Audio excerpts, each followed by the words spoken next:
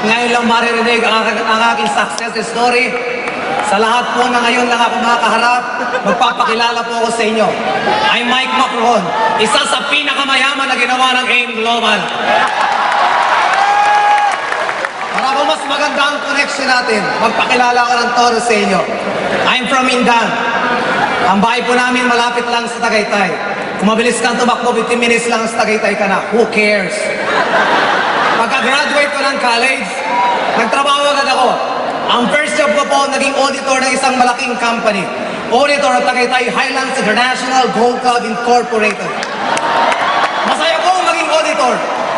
Kasi ina-audit mo ang ginagawa na yung mga managers, kaya takot sila. Kaya lang nakaka-boarding maging auditor. 8 to 5 papasok ka, puro computer, puro papers.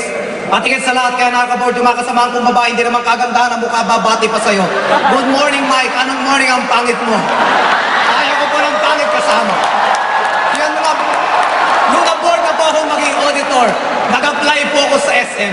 Sino na po nakapunta na SM? Nakakita na SM. Narinig na may SM. Nag-apply po ako sa SM. Siyempre, dahil ako'y gwapo, natanggap agad. Tinanggap ako ng SM as Customer Service Supervisor. Masaya po maging visor ng customer service kasi marami kayong hawak na section. Hawak po namin yung SM Bills Payment, SM TicketNet, SM Advantage, SM Returns, Files Counter, Gift Profit Information Operator, Sanitas, at lahat ng mga complaints. Under po yan ng customer service. Lahat po sa SM ay ginawa ko. Nag-OT po ako ng todo. Nakisama sa mga managers ko, sa mga co-supervisors ko, at sa mga rank and files ko. Ako po ay lahat ng trophy na pwede mong matanggap sa SM ay nakuha ko. Lahat ng medalya, Best Employee of the Year, Best Employee of the Month. Pero isa lang ang napansin ko, kahit isang bisikleta, wala akong nabili. Ginawa ko naman ang lahat. Nagsipag ako at nangangarap na one day makukuha ko ang aking pangarap. Dahil isang araw ay magiging manager ako. Pero nagkamali ako. Until one day. Isa po sa mga rank and file ng SM ay nanlilisik ang mata. Gigil na gigil, tanghaling tapat at bumabati sa akin. Sir! Good morning! Anong morning? Tanghali na. Sir, sa negosyo namin ay laging morning. At sir, umating ka ng seminar at yayaman na tayo. Anong yayaman? Iyong Meralco mo, bayaran mo muna. Putulang tuang ang ilaw sa bahay mo. Kinukulit ako umattend ng seminar. And umattend nga ako. Almost 7 years ago, tandang-tanda ko po na umattend ako ng seminar. Ang speaker that time ay estudyante lamang. Third year college. At ako po ang napagtripan. Ang sabi sa akin, ako po ay nakabarong nung umattend ng seminar. Ang sabi sa akin, Sir, ang ganda ng barong mo. Magkano ang sweldo mo? Ang sagot ko naman, secret. Ang empleyado po pag maliit ang sweldo, ang sagot ay secret. At lalo po ako nabuisit sa speaker na ito. Nung pinagduduro po kami, kayo mga empleyado dito, kung kayo kumikita ng 10,000 per month, ako 50,000 per week. Ang sabi ko, napakasinungaling naman ang batang ito. 50,000 kikitain ko po ng 5 months kung magtatrabaho ko sa SM, kung maiipon ko. Siya daw ay 1 week lang. In 4 weeks time, kumikita ng 400, 200,000. Kulang na lang po, sumabog ang utak ko. Hindi po kayang tanggapin ng sistema ko. Tinapos ko na rin ang seminar kahit negative ako. Pagbaba ko po ng building, doon na po nagbagong lahat. Nakita ko yung estudyante, naka-Fortuner pala. Nasaktan po ako. Imagine niyo, nakabarong. Ang tawag na lahat sa akin ay Sir. 2 kurso ang natapos. Sa ilalim ng building, ganito ang itsura ko. Nag-aabang ng bus.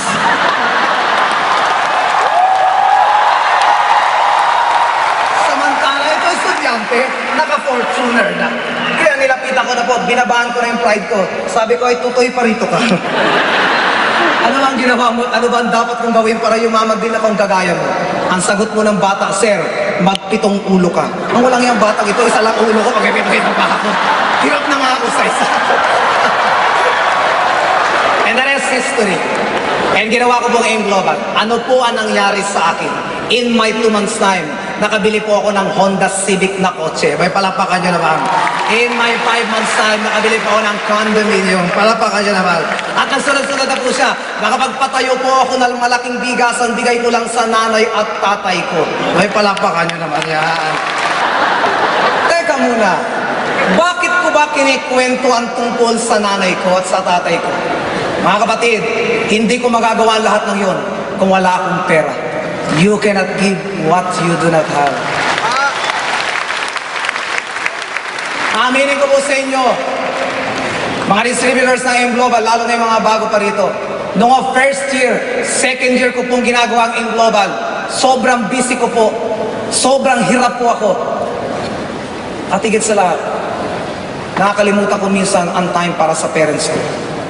Pero, nung ginawa ko po ng todo ang AIM Global, nabago ang lahat. Nabago ang lahat ng sitwasyon sa family. Well,